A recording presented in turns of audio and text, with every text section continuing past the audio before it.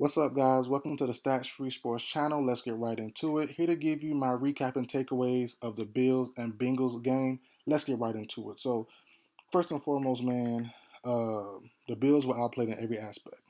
Every aspect of the game, coaching to the trenches, QB play, receiving core, running back, defense, everything you can name. The Bills lost in, and that was surprising to me. Me personally, I had the Bills as contenders. I had the Bengals as Super Bowl threats, and that was my rankings list. And I had the Bengals in my Super Bowl contenders list in week 13 or week 14, but from week 15 on, I moved them down. I didn't feel confident in them. They lost a couple of offensive linemen, and I just thought in certain defensive coverages, Burrow could be tricked. Burrow couldn't make certain passes. I was wrong. I was just wrong. I'm not gonna lie to you. But I wrote down notes for this game, and I'll tell you everything for the most part leans towards the Bengals. So I'll start with the Bills first. First and foremost, Josh Allen is a tough joker.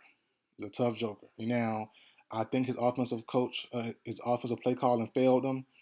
When you kept getting blitzed like that, and you see the slippery snow, and Josh Allen wants to be a playmaker, wants to be tough, wants to hold on to the ball as much as possible, you have to teach him to get the ball out faster. And if you can't do that, run plays to make him do it. Slants, screens.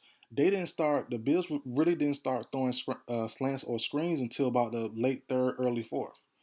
The game was already gone for the most part. So it's like, man, keep throwing deep shots. And and I will say this on Josh Allen too. While I'm on Josh Allen, he missed a couple throws like he normally does. He missed Diggs a couple times. First, early on in the first quarter, and another one in the third quarter. I forgot what play it was, but I know he threw it to the right hand side on the third quarter, and he was kind of, after the ball was thrown and Diggs didn't catch it. He was kind of angling for Diggs to cut more outside than what he was. So miscommunication there. You saw Diggs frustrated on the sideline here and there, but outside of that, really, for for the Bills, there's not much props to give. I think the offensive coach kind of failed them. With the play calling, deep play calling, make Josh Allen get the ball out fast. First and foremost. Another thing on the Bills, Gabe Davis's drop third quarter was the last third quarter play for the Buffalo Bills before their punt. That was tough. That was a tough drop. That was a tough drop to have. Cam Taylor Britt was right there, played some good D, but the ball was in Gabe Davis' hand, couldn't come down with it. Tough money. It's tough money, man. So you got to make those plays, and that goes back to what I was saying all season long about them needing Odell Beckham Jr. The Bills needed a number two receiver that's legit, that's proven. And I thought if Odell was healthy, which he wasn't, I guess, he could have been that guy for the Buffalo Bills. Stephon Diggs needs a true number two. Gabe Davis was teetering on that line all year long. Showed spurts that he could be that. Showed moments that he couldn't be that. So it's tough. And that big play right there. I know one play don't determine the game, but that could have been a momentum flipper. The Bills were at home. The defense at that time was playing a little bit better, a little more cohesive. They could have made something happen if Gabe Davis could have made that play. But outside of that, for the Bills, nothing really else to write home. The defense struggled all game.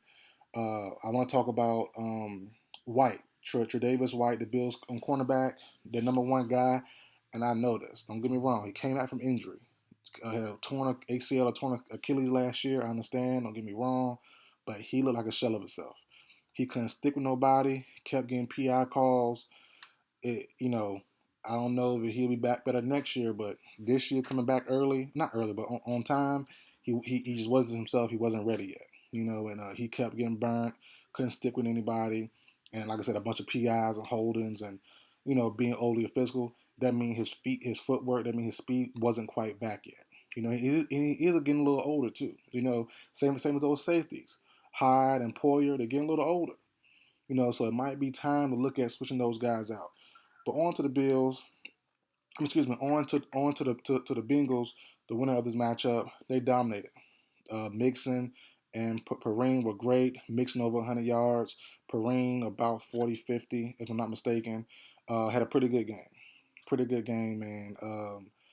And Zach Taylor called great great runs at great times. Perfect timing on most of the run plays, and the Bills defense had no answer to stop that run, honestly. When the Bills had a chance to come back in the game, they were down by, I think, by 10. I think the Bengals' third or fourth drive. I was confused because the Bengals did three straight passes. I don't understand. The run was just working perfectly. Why go away from it? And that was I was getting a little nervous, like Zach Taylor might blow the game. But after that point, they start back doing the run. They start back engaging in the run with Perrine and Mixon and Burrow doing timely scrambles. It was perfect. A perfect night for the Bengals running offense. On to the O line. The biggest surprise of the night for me was the offensive line. The O line held up perfectly. I want to go back. I'm gonna double back again one more time to the Bills offensive line. They allowed leakage all night.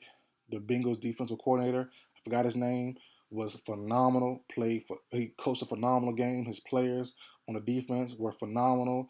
I think the snow and even Josh Allen's a tough guy to tackle. Big quarterback, tough to bring down, and he's nimble. He's nimble on his feet also. So he's a tough guy to bring down. But they were on his butt all night long. They were on Josh Allen all night long. Joe Burrow, the Bengals offensive line allowed a little bit of leakage here and there. I don't think Joe Burrow might have got sacked twice, maybe once or twice. But other than that, he was pressured, but nothing really too serious that he couldn't get out of. He kept dipping and dodging, kept stepping up, kept running. So it was a lot better for Joe Burrow uh, trying to step back and step up instead of Josh Allen, who was pressured, same as Burrow, but he had not that much room to really make something happen, which he tried his best. Allen, as I said earlier, needs to get the ball out quicker, but if the play isn't made for him to be quicker, it's kind of tough to do. He holds onto the ball, he does make things happen, but nine times out of 10, though, you know, it's really because the O line just couldn't hold up, and they couldn't hold up at all tonight for the most part. He rarely had a clean pocket to really get something out on. Um, but yeah, that's really it, man. The Bengals played a phenomenal game plan. Simple as that. Nothing else you can say about it. Let me check my notes one more time to make sure I didn't miss anything. The Bills defense missed a lot of broken tackles. A lot of broken tackles, which was crazy. Um, yep, Bengals. Yep, Bengals O line held up. Allen missed Stephon Diggs a couple times. I said that. The zone defense early on for the Bills killed them. If you don't know football, you playing in slow, slick, sleet, snow, slippery snow. Zone defense is tough because the recovery time is dropped like crazy. You can't move in that snow real fast. It's slippery, it's slick. It's like sludge on your feet. You're trying to move, but you can't move as fast as you normally do. So yeah, that definitely killed them early on, going straight zone, and which is normal for the Bills. They always play zone, so nothing crazy. Excuse me for that noise. Nothing out of the ordinary, but they normally play zone, so it's nothing new. It's nothing crazy. So, but yeah, all in all, man, that's really it for my notes. Really it for the game.